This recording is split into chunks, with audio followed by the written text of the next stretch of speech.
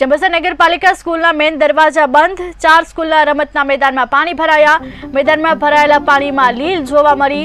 DDT powder છાંટી અને કાળજી લે તેવી લોકમાંગ ઉઠવા પામી.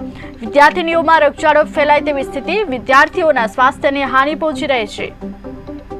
ત્યારે અહીંયા આગળ એક જાગૃત નાગરિક તરીકે મારી નગરપાલિકાને એટલી નમ્ર વિનંતી છે કે અહીંયા આગળ કન્ટિન્યુ પાણી ભરેલું રહે છે.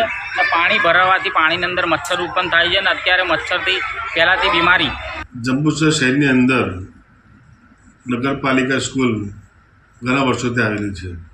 ત્યાં આશરે 1500 થી 1600 બાળકો ભણે છે, પરંતુ કેટલા દિવસોથી મુખ્ય રસ્તા પર એના 2 ગેટ છે બંધ છે અને જ્યાં ખેલકૂદ જ્યાં પાછળનો ભાગ છે ત્યાં ખૂબ પાણી ભરાયું છે. આગલા ગેટ ખોલવામાં આવે તો બાળકોને સવલત પડે અને પાછળના જે મચ્છરો જેવા દ્રવ્યો થયા છે બાળકોને કરડે પણ નહીં, પરંતુ જે બનાસકાંઠા જે રોગો બનેલા છે